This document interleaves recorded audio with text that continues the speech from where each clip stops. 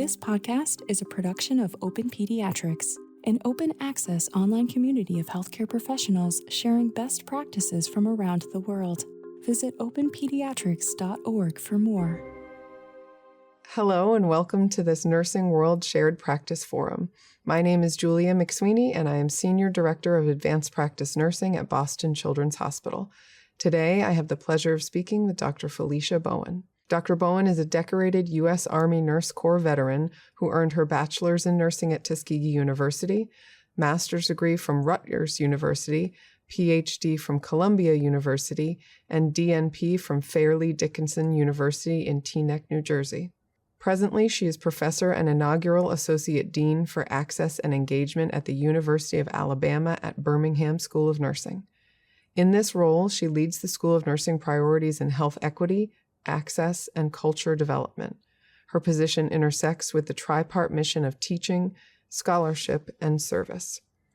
Dr. Bowen has a long career in health disparities and equity. As founder and inaugural principal investigator of the Rutgers University School of Nursing Newark Center for Urban Youth and Families, she studied the intersectionality of structural racism, health equity, and disparity in minority children and communities. Dr. Bowen was inducted as a fellow in the American Academy of Nursing for her work in pediatric health disparities.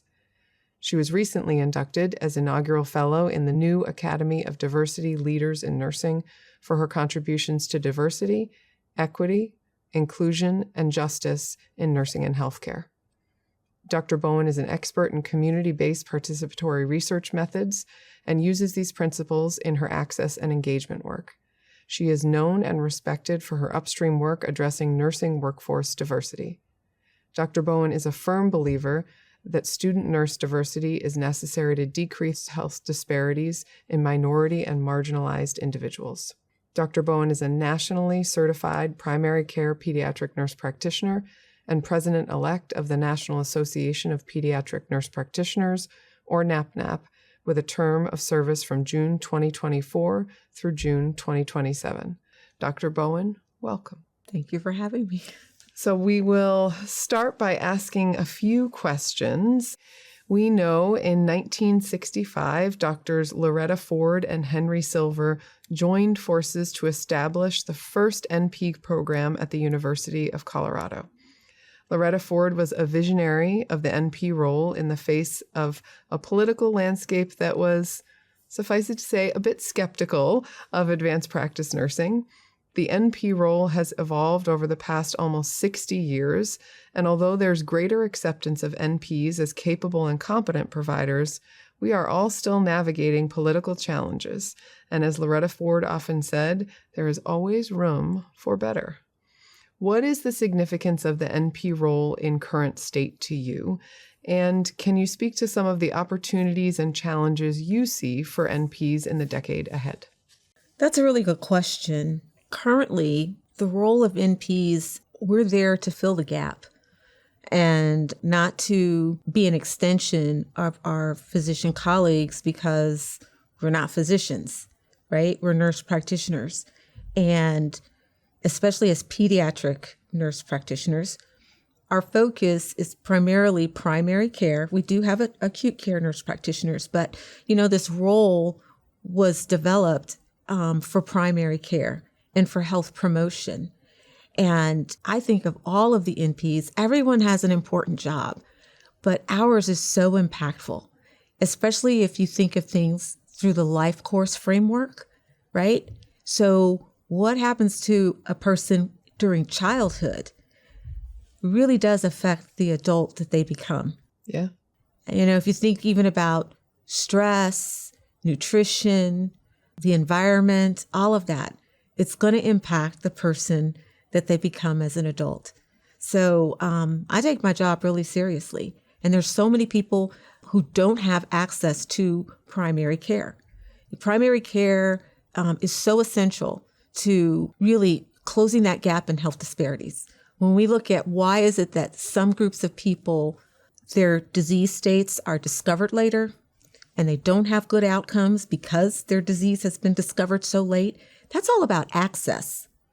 And nurse practitioners can be there to go where they're needed and, to meet people where they are, even if it's getting your bag and going into the community room at a senior center. So I think we're mobile, we're trained with that community sense, and learning also those skills for telehealth. That's going to be incredibly important.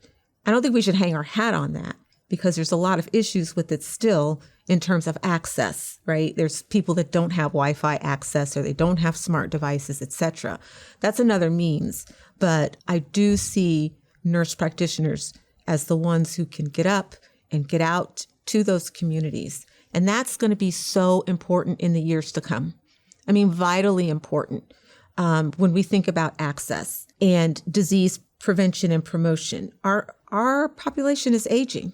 So we need to make sure that we're doing a great job getting these young ones off to a good start so that they can be healthy. People are living longer, they're aging longer. Again, concepts of hospitals and homes. So we're going to see acute care nurse practitioners in home settings and wearable devices, things that people used to come into the hospital to get monitored for. They're wearing it on their wrist or around their neck. Mm-hmm. And so it's going to be the nurse practitioners who are those first line watches, picking up on the fact that, someone just went into AFib or someone's glucose is a little out of whack or, whatever it is that, or their weight, if they have congestive heart failure. And they're going to be the ones to be able to intervene closest at that level. So we have a big challenge ahead of us as the nation ages. And I'm concerned about resources in terms of insurance. So lots to do. Yeah. But your point is a good one, which is helping children and the aging population for that matter, but help them to make informed decisions. Mm-hmm. Because if they don't have the education, they don't have the information, they are making decisions that are very impactful to their health, but they have no idea the cumulative effect of some of their lifestyle choices or other things. So not only being there to assess, diagnose, triage, the things that we're used to doing, but also in a way really being educators for people who don't have that information and bringing it to them, not waiting for them to come and ask us a question because they aren't going to ask. So taking the initiative, being the person to go to them and say, here's what you need to be thinking about. You mentioned something, a thought popped in my mind when you said, educating people, even on their choices, right? Yeah. So the choices they have available to them, right? Think about meeting people where they are, those social determinants. So not only children, but their families. If you don't have a store that has fresh fruits and vegetables, if you don't have a farmer's market, a mobile market that comes to your community, and you're buying food at, the local dollar store, that's living within, meeting them where they are. What's in there? That means that I need to stop my car, park, go into that store and figure out what's there so that I can help them make choices, or where is the food pantry where you can go and get fresh fruits and vegetables?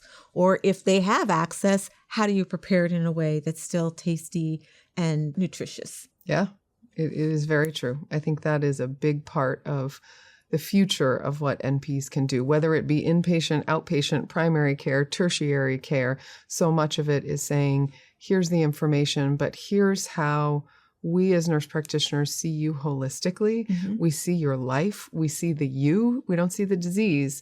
We see that as part of the picture, but the bigger picture is you and where you live and what you have access to. What is your insurance? Where do you fill your medications? Exactly. All of that. Are the labels where you're filling your medications in the language you speak?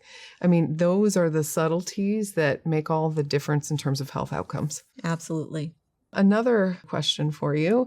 From your perspective, what do you consider the most pressing legislative and regulatory issues currently affecting pediatric healthcare? And how do you envision advanced practice nurses and nurse practitioners advocating for and leading to changes to improve health outcomes for children? Full practice authority for pediatric nurse practitioners and all other nurse practitioners. That needs to be across the country because, for us to be effective and really take care of children, we need to be able to use all of our skill set to do that. We do people a disservice by not allowing nurse practitioners to practice to the full extent of their privileges. I agree with that. And I will add, I think that it not having a consistency across states creates a lack of role clarity. Yeah. And it's hard to say, what does a nurse practitioner do when what a nurse practitioner does in Maine is different than what a nurse practitioner does in Alabama. You're right. And as the world we start with more telehealth, we start with more virtual visits. How do we handle that when you have providers seeing patients across state lines? All of that comes into play. And I think we know the most highly successful teams in any organization, healthcare or anywhere else, have role clarity.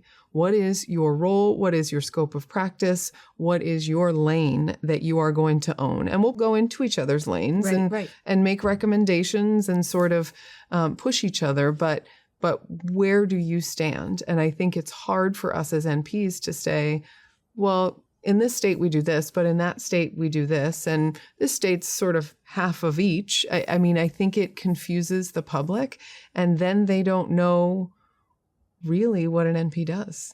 And if they don't know what we do, how do we create value from that? How do we create another generation that wants to become nurse practitioners? How do we drive the workforce of the future? We can't. Exactly. There's that Bloomberg report, the miseducation of nurse practitioners. And one of the things the authors were talking about was the scope of practice for nurses. And, maybe they're from a state where there is limited scope of practice, but they have no clue that there are states where nurse practitioners have full scope of practice. So in their minds, nurse practitioners are practicing outside of their scope, when it's not the truth. Right. They're doing what they were trained to do. So, that's a really important point, because physician practice isn't limited by what state or restricted by what state you're in. Now, certainly, I do think, where I practice and how I practice, I'm not a derm nurse, so I shouldn't be doing derm stuff outside of rashes or whatever. Sure. We realize where to refer. But I think that is one of the biggest challenges. And as the country, ages, and then even though the birth rate is declining in the country, we still are going to see, about a 6 million increase in the number of kids that we're taking care of. So we're going to need providers within primary care to take care of those kids, because most children are in the community, and that's where their care occurs. The other big thing that concerns me as we move into the future is this rhetoric around immunizations. Immunizations save lives. There are vaccine preventable diseases, and kids are living a lot longer than they did before. And we have providers, physicians, and nurse practitioners and PAs who have never seen any of the diseases that these vaccines protect children from. Mm-hmm. I don't know if people have been around where there have been outbreaks of RSV and entire hospital units, like 20, 30 kids on a unit with respiratory syncytial virus.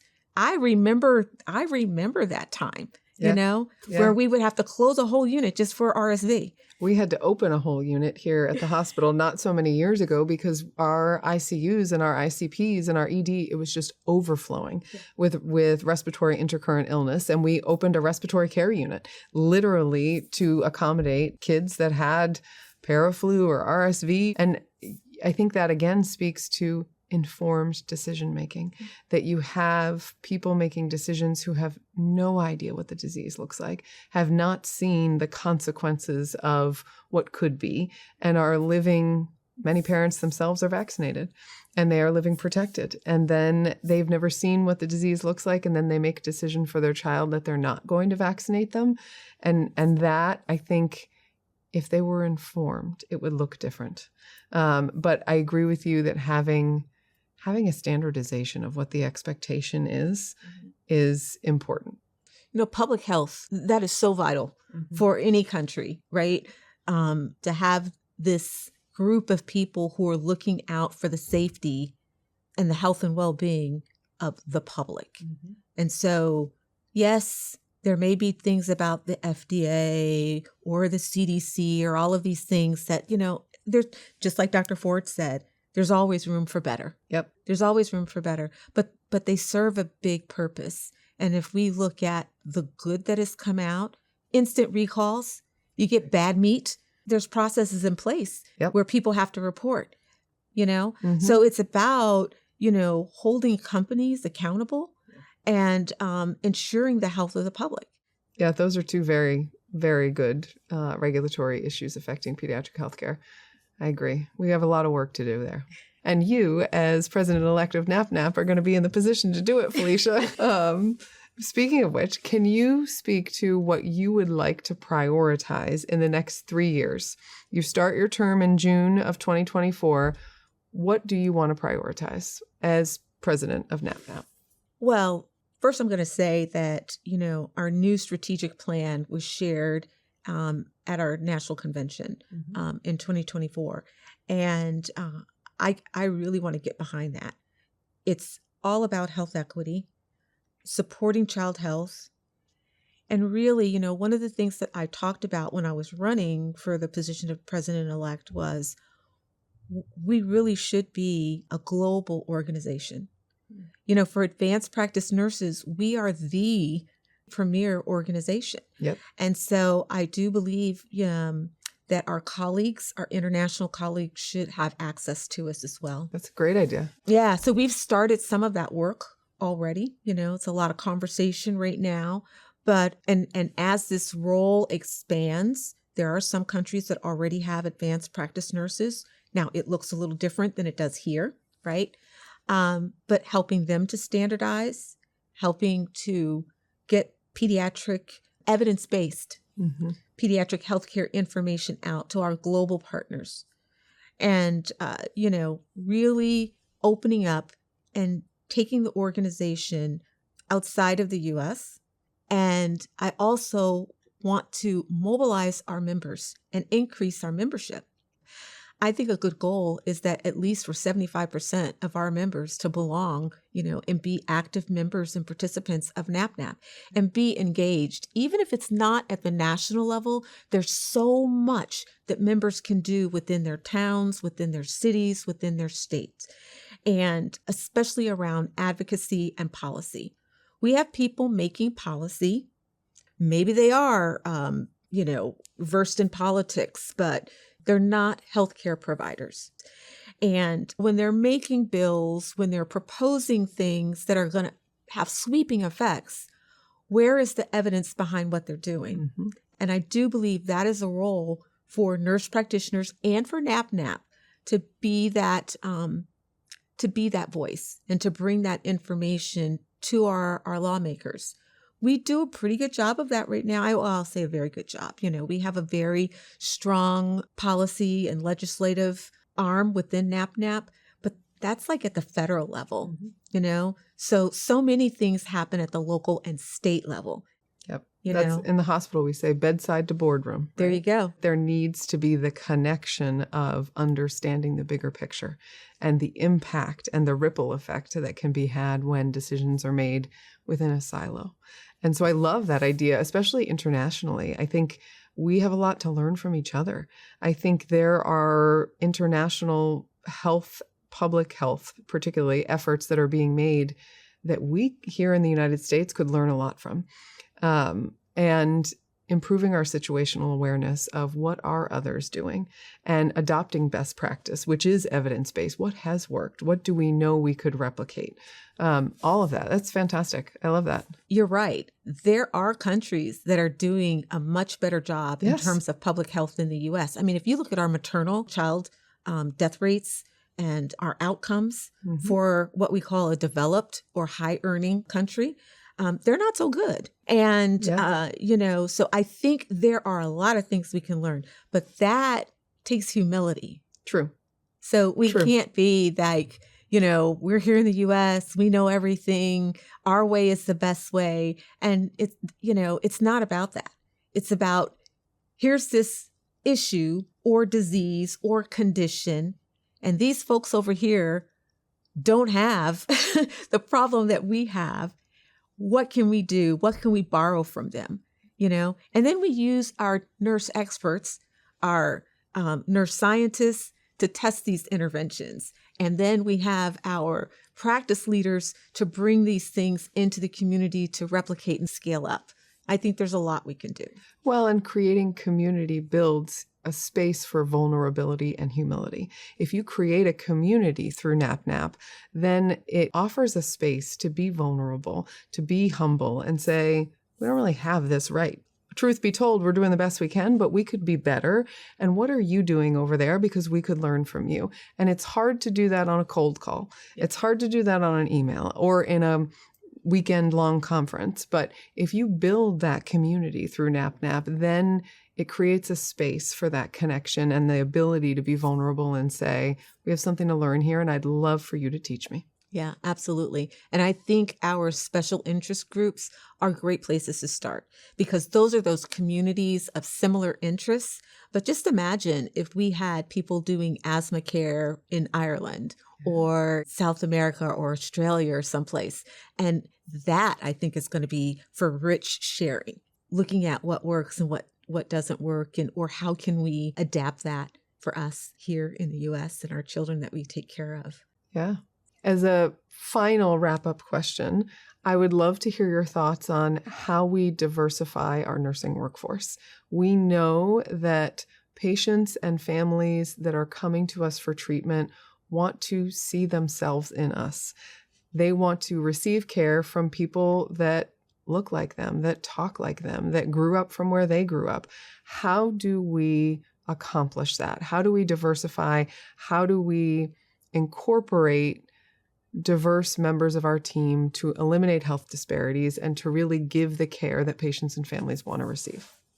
I'm glad you asked that because that's sort of a passion of mine, right? Diversifying the nursing workforce. And it's so multifaceted. It transcends education as well as teaching and practice, right? So we need to make more diverse nurses. Right? Nurse practitioners, you got to be a nurse first. You got to be a registered nurse first. Mm-hmm. There are more diverse people coming to the country for various reasons. So we have to be intentional. As healthcare organizations, we need to be intentional and we need way upstream interventions. And when I say that, it starts prior to nursing school. How do we get into the public school systems or just school systems in general to introduce the profession of nursing and the specialty of APRNs to children and their parents? We've got to be there. So they say, what do you want to be? Doctor, teacher, fireman. Why do they say those things? Because they're at the schools all the time. Mm-hmm. That's what they see. So, introducing those things. We also know that the groups that you had mentioned, those culturally and ethnically diverse groups are not always, but many of them are in low-resourced communities. They may even be in rural communities and rural areas. So we have to think about how we reach those students and how we prepare them for post-secondary education. And that's about social determinants of learning. Mm-hmm. Just like there's social determinants of health, there's social determinants of learning. So, we can take all of those buckets that influence the social determinants of health, and they're directly relatable to, education. And so how do we get education up to a quality so that there really is equity in education? Because there isn't. So that's one thing. And then once we get them out of high school, we need to support them when they're in college, when they're in their training programs, whether it be an associate's degree or a bachelor's degree. How do we make them feel welcome on campuses so that they can engage, feel confident about the work they're doing, have funding to pay their education? We have a lot of really bright students. So then when we get these students into our programs, we need to support them. Mm-hmm. First generation, I say this, I'm a first generation student.